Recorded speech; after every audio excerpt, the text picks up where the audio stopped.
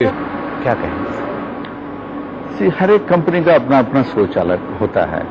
और जैसे हमारा सोच क्या था, आपने जो पहले भी पूछा था मैंने बता दिया है।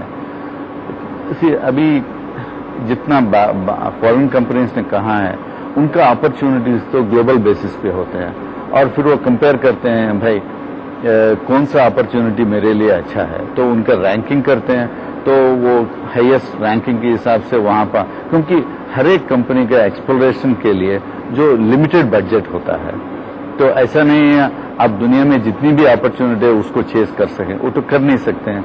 तो जब आपका बजट लिमिटेड होता है तो you have to choose which are the top ranking properties. ऐसी कोई एप्रीहेंशंस आपको नहीं लगता कि उनके दिमाग में था कि ये झगड़ा है जिसकी वजह से ये प्रॉब्लम? शायद हो भी सकता है, बट आई मीन इसके बारे में ऑलरेडी बहुत बातचीत हो चुके हैं।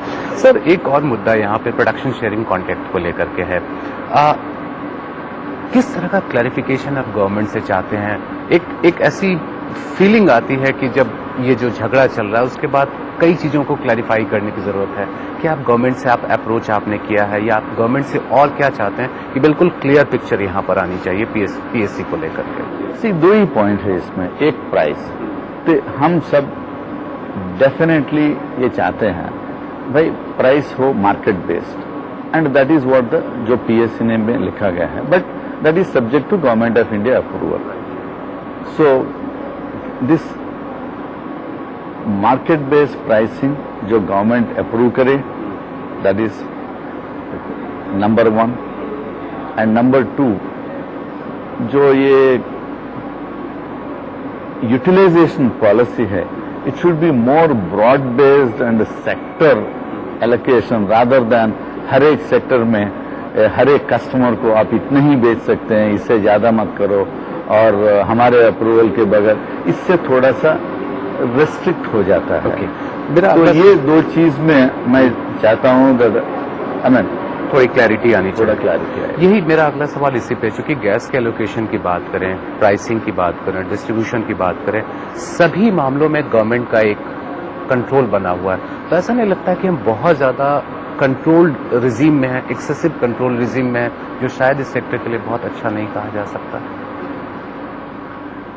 It is, I don't want to comment because, as you said, the matter is sub judice and these are the few issues that are in the court. But मैं सिर्फ इतना ही कहना चाहता हूँ that ultimately government should do what is right for the development of this sector in the country. But at the same time, they have to keep in mind, what is good for the country. So they have to do a fine balancing here between promoting the sector and promoting national interest. Some of these Making a balance between these two. Absolutely. Okay. And if you see, all this discussion that is going on, again, the same peoples who are now saying, भाई ये control नहीं होना चाहिए, 2 साल पहले इन्होंने ही जाके नए एलोकेशन पॉलिसी होना चाहिए, गवर्नमेंट शुड टेक कंट्रोल और government should fix the pricing. अभी अचानक स्टैंड कैसे चेंज हो गया? अच्छा सर, एक यहाँ पर इशू ये भी है कि जब आप स्ट्रीम रेगुलेटर डीजीएच की बात आई, उसमें जितने भी एलिगेशंस लगे, कहीं ना कहीं आपको भी उसमें खींच लिया गया। क्या वजह क्या थी और कैसे आप इन आरोपों का जवाब देंगे?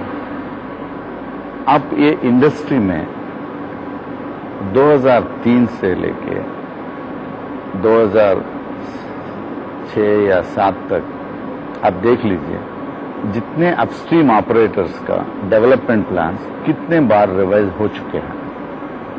और डीजीएच ने भी कहा है, Reliance is not the only case, there have been other cases. अब उनके बारे में कोई पूछा ही नहीं जा रहा है, कोई बात ही नहीं कर रहे हैं, सिर्फ हमारे पीछे पड़े हैं लोग। और बट आप देख लीजिएगा 2003 से 2006 के बीच में जितना कॉस्ट एस्केलेशन हुआ है, और वो इंडस्ट्री में जो भी है, whoever are the companies operating in this space, उनको सबको पता है, बट फिर भी ये पॉइंट लेके इतना आवाज कर रहे हैं। मैं सिर्फ यही पूछना चाहता हूं, जैसे डीजीएच ने कहा है, हमारे अलावा और भी कंपनीज है जिसका डेवलपमेंट प्लान रिवाइज हो चुका है, उनका भी कास्ट बढ़े हैं। तो सिर्फ आरोप हमारे ऊपर क्यों, फिर उनके बारे में कोई बात क्यों नहीं कर रहे हैं? तो आप चाहते हैं कि उन कंपनीज के भी कॉन्टेक्स्ट में सारी चीजें देखी जाए, उनके भी डेवलपमेंट प्लान्स या उनके भी जो एक्सपेंडिचर या कैपेक्स एक्सपेंडिचर रहा है उसको भी नए सिरे से देखा जाए? नहीं, मैं वो नहीं कह रहा हूं। मैं सिर्फ ये कह रहा हूं this is a global phenomenon. सब जगह कॉस्ट बढ़ गए हैं। That is because oil prices जो $25 थे इन 2003, दे हैव गॉन टू इन 2008 $145।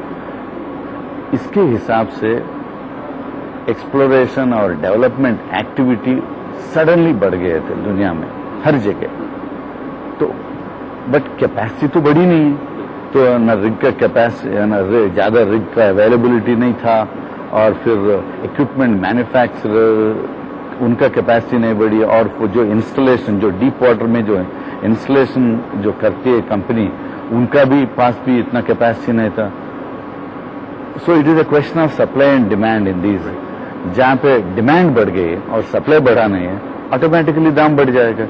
तो we are the victims of that increase, and it's very unfortunate, as I said. I don't want to comment on, because personally I have been dragged and I don't want to give any importance to such baseless and allegation. Okay, और वक्त है एक छोटे से break का, लेकिन break के बाद रिलायंस इंडस्ट्रीज के एग्जीक्यूटिव डायरेक्टर PMS प्रसाद से चर्चा जारी रहेगी।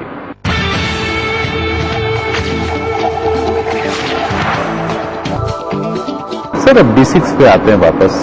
40 MMS CMD से 80 MMS CMD की बात जो आपके है, अभी तक जो उसका प्लान है उसमें किसी